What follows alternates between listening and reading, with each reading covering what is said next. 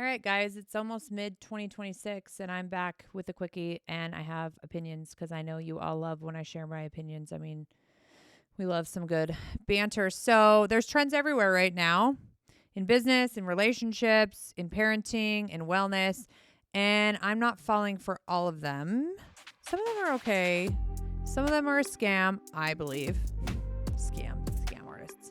And some of them need someone to say out loud what everyone is thinking. So today I'm that person. 10 trends, my real take, and zero apology. It's a quickie. So welcome back, vain ones. Let's go. Welcome to the Law of Cassidy, where we talk intimacy, business, power, healing, and the conversations that most people are too uncomfortable to have. I am Cassidy, wife, mom, entrepreneur, and someone who has spent nearly 2 decades in the intimacy and wellness space. So if someone sent you this episode, you're in the right place. This one's for the vain ones. Let's get into it. We're going to just share things I see online and all over the internet right now, and whether it's a yay or an nay for me. So, trend number 1. Sorry, I can just feel people throwing tomatoes. Selling a course about how to sell courses. Can we talk about it? Because I need someone to explain to me the business model where your only product is teaching the other people to do business you are not actually doing. Okay. You've never built an actual brand with a product, and you have never sold an actual product. Okay. Your entire revenue comes from selling the idea of revenue to other people. That's not a business. I don't believe it is. I feel like that's a pyramid scheme with a Canva template. You could just take me for this. But if someone is teaching you how to make money and the only money you've made is from teaching people how to make money, I feel like I'm repeating myself, but that's what it feels like. Okay. That is a red flag to me. The whole thing, the receipt is in the and everyone is doing it. I truly believe there are courses out there though that are valuable, but I see people selling courses of how to sell courses. And I'm like, but what is the course? What are they learning? There is nothing there. There's so much garbage out there. It's wild.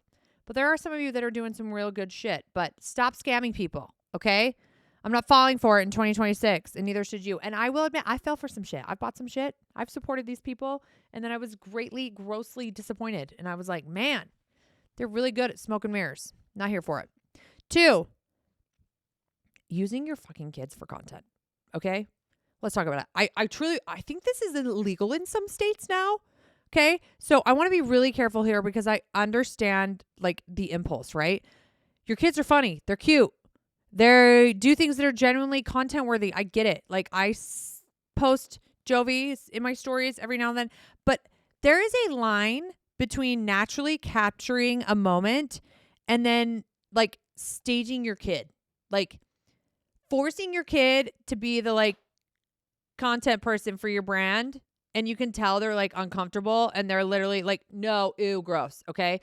Or filming your kid's meltdown for a reel so then you can be what is bad parent? I think it's gross. Okay. Making them redo a reaction because the lighting was bad. What are you teaching them? It's terrible. I don't care. I don't care if your kids are uncomfortable and you're trying to get them comfortable. Listen, the world is so messed up because of screens. Why are we forcing them to be behind a screen to better? I can't. I love Jovi, and she will always occasionally appear in my life because she is in my life, okay? But she is not my content strategy, you guys. I am not using her to say, oh, my kid just walked in on us and making a reel out of it. It's gross. Sorry, you guys can hate me for it. Trend number 3. Can we talk about Snapchat for a second? Maybe I'm just really old and don't understand it, but I've had some nannies. We've worked with some younger lads. And how these boys communicate with these 20-year-old girls, I'm nobody wants to see a snap of your eyeball. Can you not hold a conversation? It is weird. It was 2013 and the appeal of disappearing content was kind of revolutionary until it got real sketch. Okay. So it's 2026. Every other platform does everything Snapchat does, but better. Instagram stories, TikTok, if someone asks for your Snapchat in 2026, I can't. And they're either under 19 and they're specifically trying to send you something they don't want record of. Red flag. I don't think kids should have Snapchat. I don't get it. And I need kids to be able to hold conversations with each other. Like if you're going to grow into like substantial adults, like stop sending a girl a picture of your eyeball. Okay? Thanks. Okay. 4, couples saying that we don't fight. It's not a relationship flex. Okay? We never fight. We don't argue. We just communicate. Posted on a couple's photo that looks genuinely happy. And I'm here to tell you, it's not a flex. This is a red flag. This is like not authentic and you're freaking lying. Okay. 2 people who care about each other have different backgrounds, different needs, different stressors, different opinions. They disagree. They have conflict. That is not dysfunction. That is real life intimacy, real life communication. So the couples who never fight are not the couples who have it figured out. They're the couples where one or both people have learned that expressing a need or a want in a disagreement is not safe. So they don't. And they call silence like some harmony. But in reality, they're both hiding some weird ass resentment. So the goal is to never fighting. The goal is to fight well. And I completely agree with that. I think fighting is healthy. So if you are fighting with your partner, you are not broken. We are all doing it. And if you have someone in your life who is saying they don't fight with their partner, they're a freaking liar. They're lying. Or they don't communicate with their partner at all. And that's weird. Because if you're bumping uglies and you don't communicate, like what the fuck are you doing? Okay, next. We never fight is suppression dressed up as success. And I'm not falling for it. And I'm not posting that. Nope. You know, me and Josh share it all. Okay. Trend number 5. Just the Utah aesthetic. I mean, we are all really pretty people here. I get it. But you know what I'm talking about. The perfectly curated matching outfit Sunday photo. The coordinated, like I take family photos once a year too, but I am not making sure my kids' tie and bow tie and my daughter's dress and their socks are perfectly curated every freaking Sunday and getting a picture of it. Okay. So the brand built entirely around performance of a perfect family life. I'm not here to shame anyone for liking a nice photo. I love a nice photo. Okay. But the level of not letting your kids be kids nowadays, like some of these pictures I see, I'm like, I've never seen your kid's hair at a place. And then meanwhile, I'm posting a picture of Jovi and she's got smushed Oreo down her face and her hair's a mess because I think we just need to let our kids be kids because what are you teaching them? You're teaching them that they have to be perfect and like always on. Like, no, gross. Utah has a specific version of this tied to its culture. The pressure to present as blessed, as thriving, as living proof that this lifestyle works. Like your kids are going to carry that weight and it's not healthy. I don't like it. So your children are not your personal brand evidence. Let them be messy and real and sometimes uncooperative. Okay. That's what kids actually are. So leave the Oreo on their face and don't make their hair perfect 24/7. It's weird. Okay. Trend number 8. I'm sorry. And I get people's trying to jump on the train, trying to like, you know, get their little piece of the pie. The fact that McDonald's started making dirty sodas like infuriates me. And then you see what they're making. You're like, that ain't it. That is not it. Okay. So I understand, like I said, the appeal. I do. A customized drink feels special. But guess what? You're freaking McDonald's. Just have the best Diet Coke ever. Like stop trying to like tap in because they didn't get it. Like they're putting like boba beads in it and shit. McDonald's, it's not it. Sorry.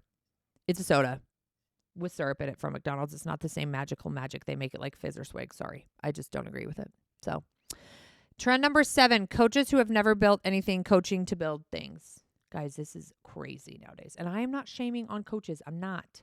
I technically call myself that, but that's also why people are like, how do I sign up first? I'm like, I'm not charging you to coach with me. Like if I'm going to coach you something, like it's going to be something valuable. It's not going to be me just like paying you to like hear me talk. Like that's weird. So the life coach who's never lived like anything, or the business coach who's never really built a business. You guys probably hate me for this, but I think credentials matter, experience matters. Someone who has actually done the thing, built the business, survived the marriage, come through the hard season. The person that has something real to teach, someone who reads books and makes a website does not.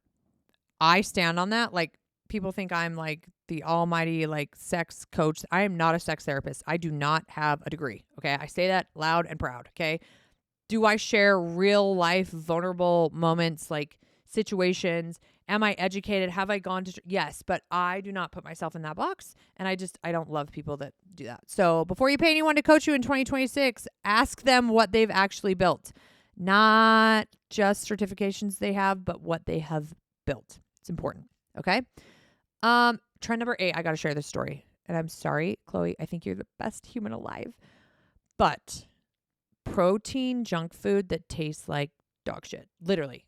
I was so excited to try Khloe Kardashian's protein popcorn. I was like, oh my gosh, this is so amazing. You guys, it's terrible. It literally tastes like there's like this film of literally you put protein powder in your mouth and then it like puts a film on the roof of your mouth and it tastes like actual garbage. Like every kernel is just covered in white. So disappointed. So if you want a Pop-Tart, eat the freaking Pop-Tart. I understand protein's all the crave right now, but like I definitely am never buying protein popcorn again. I will just continue to eat my fully sugared, fully fatted up Boom Chicka Pop. Chloe, I love you. I wanted to support you. I think you're amazing. Yes, I would love to be on your podcast one day. A girl could dream. But I'm sorry I didn't love your popcorn. It was not good. But she's selling it. It's wild. Okay. So was that 8? Where's 9, 10? I thought there was 10. I guess there wasn't. My notes suck. I guess there was 8 trends today. So we're going to go to confessions in the DMs. Oh God. Sorry. I spent $2,000 on a course about building a personal brand, and the person teaching it has 4,000 followers and has never sold a physical product. I feel so stupid. What do I do? Red flag. First, you're not stupid. This is how these people are making money on the internet. You were hopeful, and there's a whole industry designed to sell to hopeful people. So here's what you do. Take everything useful from the course. There's probably something, and leave with the rest. Then redirect your energy towards studying people who have actually built something or getting research yourself. I hate to break it to you, but a lot of these people that are selling these courses probably just got this shit researching themselves and then dressed it up like it was something amazing. That's something that I hate. And I have fallen for that. I'm like, oh my gosh, I need this. This is brilliant. I need this course. And then I buy it and I'm like, then I get the thing and I'm like, why did I just spend money on this? So you're not alone. Okay. DM number 2, my boyfriend is very proud that we never fight, and it actually scares me. Anytime I bring something up that bothers me, he shuts down and says, I thought we didn't do drama. Oh, girl, yikes. I feel like I can't say anything. Is that normal? No, this is not normal. Okay. But a lot of men go through this, and there is therapy for a reason. I think all men just need a little therapy love. Okay. They're kind of taught to just be men and like not talk about it and not have feelings. Gentlemen, I'm here to tell you, you will be the manliest, sexiest, get laid all the time man if you actually like navigate having emotions and feelings and have conversations. It's fucking hot. Like it is. Like stop shutting it down. Okay. The non-fighting because you don't talk about it is not normal. Okay. So a relationship where you cannot bring up what bothers you without it being labeled as a problem, that's a relationship where you are being managed into silence, and it is not healthy. That is not peace. That is suppression. So send him this podcast. Hopefully it helps. Last DM, I have been making dirty sodas every day for 3 months, and I think I have a problem. My fridge has 6 different flavored syrups in it. Please help. I can't help you. This is between you and the coconut cream, but I don't like making them at home. Like I said, stop trying to reinvent a wheel. It's not your wheel to reinvent, right? Like no one has a McDonald's French fry. I'll give them that. And no one has a McDonald's like Diet Coke. It's like extra crispy, extra cool. I let them have that. Okay. That is their moment. But McDonald's should not be making dirty sodas. And I don't like to make dirty sodas at home. I like to go through the little dry food. It just tastes different at Fizz. It does. Okay. So this week's Covet This, like I said, this is a quickie, is 3 products that have been doing great at what they do quietly, effectively, without like some viral moment. A lot of people have not heard me talk about these. So it is in a bundle. It is called the Enhancement Trio. 3 products, 1 mission, all about boosting sensitivity, arousal, and pleasure for her. So first, GPS, the G Marks the Spot Cream. I talk about this one a lot, actually, but these 3 together, home run.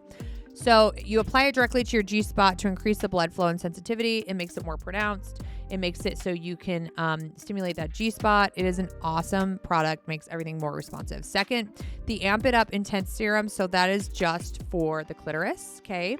So it's going to increase also the blood flow and the sensitivity. It's a vasodilator. And third is a product called Sensuva on Libido for her. The arousal oil, we've talked about it before on the show. Okay, so this is a cream that you actually rub on your leg or your arm. And so this actually helps bring helps with like your hormones and increases that like desire and that like actual want need. Like I call it the gene rubbing moments where you're like, man, I really want to bang it out right now. It kind of slowly builds that up. So it's not something that you directly like put on your clitoris or directly put on your G-spot. It's like a supplement almost, but it's for your libido. It's great stuff. So these aren't gimmicks. These aren't a trend. These give great results and my clients are loving them. So like always, CassidyBybee.com. So we're going to wrap this up with a law of Cassidy like we always do. Here's where all 10 of the trends have in common. They're selling you something, a feeling of belonging, a shortcut to success, a performance. And the vain ones, by definition, we don't perform lives they don't actually want. So in 2026, know the difference between what is genuinely good for you and what is just loud, between what you actually want and what the social world is telling you want. So think for yourself. That will never be a trend and it will always be the right move. So that's the law.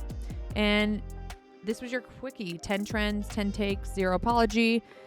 I want to know what trend is driving you crazy right now. So please send me a DM. And I'm Cassidy. This is the Law of Cassidy. And I'll see you next week. Vain ones.